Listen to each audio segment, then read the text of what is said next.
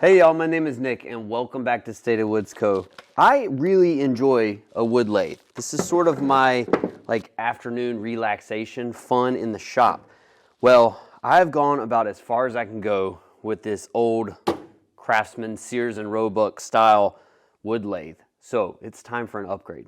For the more hobby side of our woodworking shop, this lathe has done everything that I wanted to do.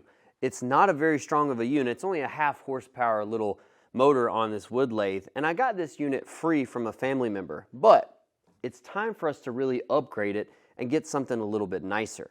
I don't want to spend too much time on this unit itself because I'm just going to give this away to somebody, but it has it's given me some aggravations. I have to tighten everything with a set of pliers. You have to change the belts out manually. They slip a lot because there's not a lot of force on this unit, so it's just an underpowered old wood lathe. It works great, but not for me. So to upgrade this lathe in our shop, we went ahead and partnered with Harvey Tools, and we got the Turbo T60S unit. This thing is massive. I'm so excited about this. Now, we did partner with Harvey. They did donate this to our shop for video content, but I know what you're gonna say. It's gonna be a biased opinion on what you got because you got it for free. Well, I'm gonna do this video a little bit different. I am no master wood turner, and when you got on this video, you probably expected somebody that had a lot more knowledge about wood turning. So what I'm gonna do is I'm gonna show you what it looks like when you're unboxing it, setting it up, and then I'm gonna have a real professional wood turner come in here and use this so that you have a completely unbiased opinion on how this thing performs. So let's get right into unboxing this thing and seeing what all kind of goodies we got. Oh my gosh, that's heavy. The machine is actually really well crated. This unit is 58 inches wide, 33 inches tall, and just under 31 inches thick. Let's go ahead and open it up and see what it looks like inside the crate.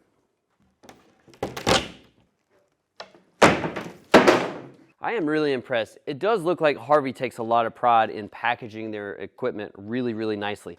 If you saw my last video on the table saw slide, you can see that right up here. They did an excellent job of packaging their units. It just looks like a very nice classic look.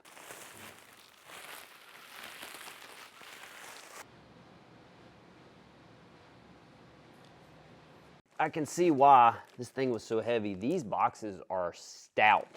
This is one leg assembly. This says it's the left leg assembly, and I bet this thing weighs a good 110 pounds, 120 pounds. That's impressive. Oh my goodness. That is super heavy. Now, you're either gonna need some really big, strong boys to help you pick this thing up, or you're gonna need some type of lift mechanism. We have the tractor. You can also use a gantry crane if you've got access to one of those. This unit is at least 700, 800 pounds. So picking this up by just the two of us, not gonna happen. All right, so Landon and I went with a little bit of overkill safety on this thing, strapping it down. We went ahead and strapped underneath the unit, not using the forks, but using straps just to keep everything nice and clean. Don't put any scratches on it. So now what we're gonna do is simply just lift it straight up in the air, get rid of the pallet, put the feet up underneath it. Ready? Let's go.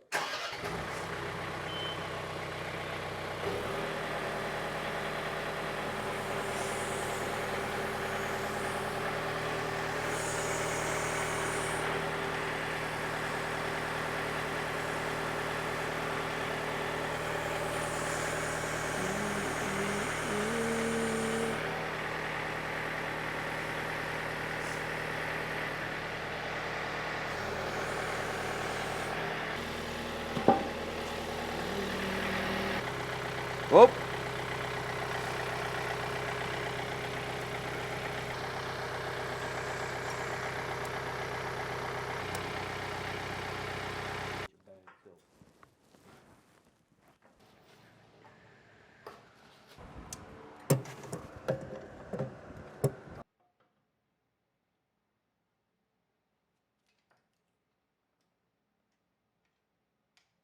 Wow. So first honest impression of this thing is it's built like a World War II tank. This thing is heavy, it's sturdy, it's very, very well built. They take a lot of attention to detail because they cover this thing in Cosmoline. So there's a lot of oil and grease on it to protect from rust during shipping. and just keeping the rust down. And they do a very good job. You may get annoyed that there's a lot of grease on it, but hey, I'd rather have too much grease and just wipe it away than have some rust all over this thing. Before even turning this thing on, I'm extremely happy and impressed with the quality of everything. I mean, what I'm not used to is the ability to have things slide and lock into place as easy as they do. I mean, this action right here on that old Craftsman, this took me minutes, if not 10, 20 minutes to lock everything down and get it the exact same way that I want it for a good turn. So I'm highly impressed with all of this.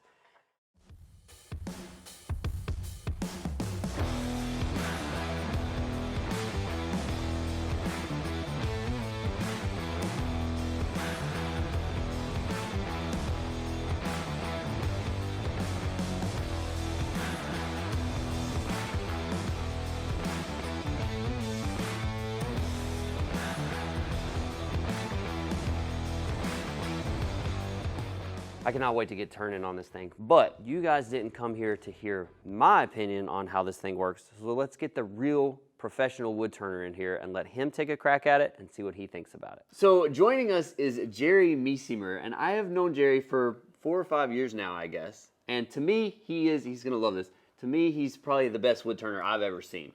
Because he does things like this. I mean, this was a solid bowl blank, in my opinion, and he turns cowboy hats. So, Jerry, how long have you been doing turning?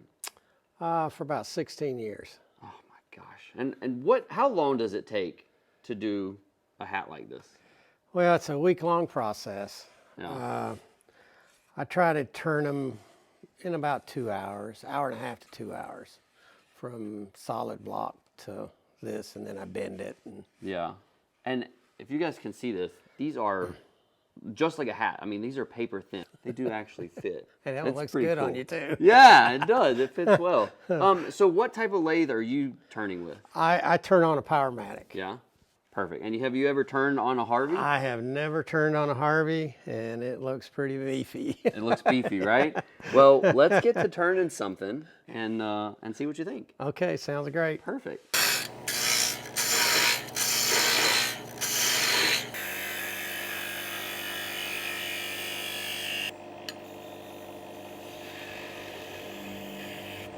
So while that's turning, you turn another one.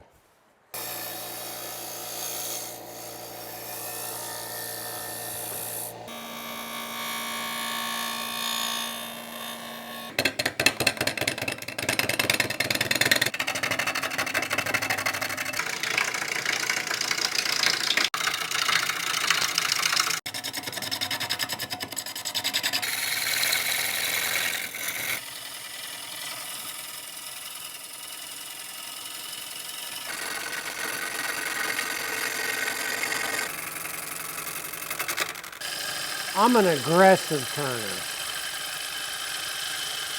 And what do you mean by that? How so? I want to get rid of, I want it to go. I want shavings to move. Yeah.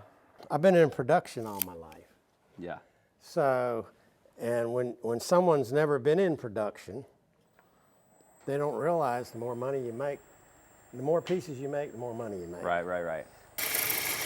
So you're using a bowl gouge at 750 RPMs? Yeah, but I go faster than that. Yeah? Oh, yeah. I usually turn up to the vibration. Up to the vibration. Yeah. Because really, the faster you go, the easier it is to turn. So most of your turn, you're turning right now on the lowest. When you get a big setting, piece, on the you want pulley. the low. Yeah. Because what'll happen, it'll torque different on you. So you want it on the low. Now, if I'm turning, like when we do some spindles, we'll change it. Okay. And we'll turn it. I'm assuming this goes 3,000. It goes at 3,500. Yeah. So you're we'll on 60 to 1,000 right now. Yeah. We'll go as fast as she goes. Okay.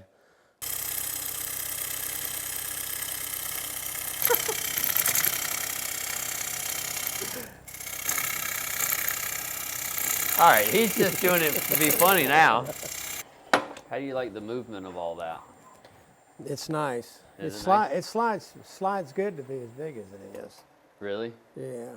What about the tool rest? You Oh like yeah, it? that one slides good. Yeah? Yeah, it slides real good. I mean, That's the only that's the first thing I was worried about. I was worried whether it locked down good, but it locks down pretty good. Cool. Yeah, that's not going anywhere. Because you don't want it moving on you. And this is, and I know this is new, but man, usually they get freezed up. But so I got it. I got it in reverse. Got that. Walked it right off, didn't you? Yep.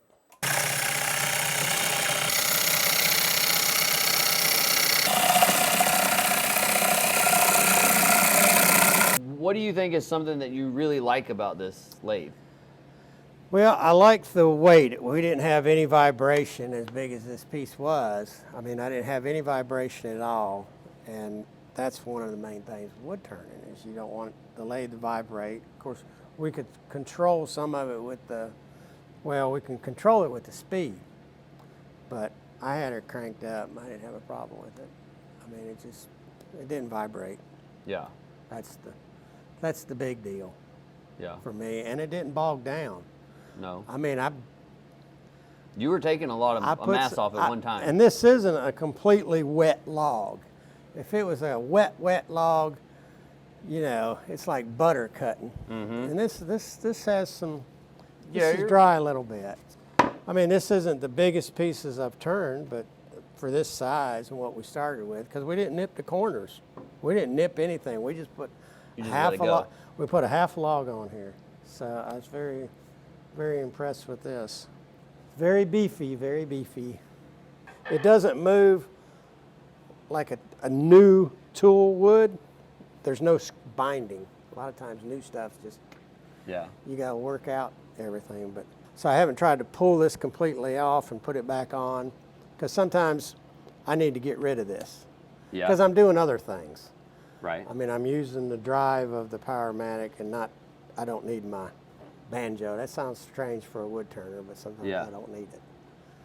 Well, and we didn't use all the capabilities. I mean, this right here, I mean, you can unlock this and swing the whole thing. That's pretty neat there. I mean, obviously, it usually wouldn't have a tailstock on it, but it just shows you that it's beefy. Well, it gets the tailstock out of the way. Yeah, yeah. Well, and I'm excited to be able to bring that headstock down here and do some outboard turning. Is that what it's called? All you youngins always want to turn the big stuff. Right, right. We don't know how to turn a candlestick, but we want to do the big stuff. All those ones that've done it want to turn the little stuff. Yeah. So that is nice. That is clean. That's one heavy piece of equipment. Well, that was the first thing I noticed when it was locked a while ago and I slid it. There wasn't no binding between there, and there's situations with other tools that it's hard to get on and off. Right. And the swing away one is hard for me because I can't pick it up. Typically what I do is I take this all the way off my lathe, because when I'm doing this, I don't need that. Yeah. And it's just in the way. Yeah. Plus that thing hurts right there. Yeah, yeah. She'll get you. And even if it's off, you know, it gets in the way. I mean, this is a lathe for me that I wouldn't be afraid to turn a hat on. Really? I mean, like right now, Yeah. I could do it. I would feel that comfortable. Wow. Yeah. 'Cause This is familiar to you. Yeah, this in a is lot of more ways. familiar as a Powermatic. You think you'd see one of these in your shop? Would you put one of these in your shop? Oh yeah. Right beside the Powermatic? Oh yeah. Yeah? Might even have to paint my Powermatic black. Oh my gosh. Well, I'm impressed with it, and now really the only thing I have to do is learn how to do this. You think I could do it? Oh yeah, that and clean up. All right. Well, I hope you guys have enjoyed this video. I'm really impressed with this. It says a lot that Jerry's impressed with it, and I can't thank you enough. It's an honor to have you in this shop. Thank you for having me. I enjoyed it. Yeah, absolutely. But I hope you guys have enjoyed it as well. And until next time, we'll see you in your shop.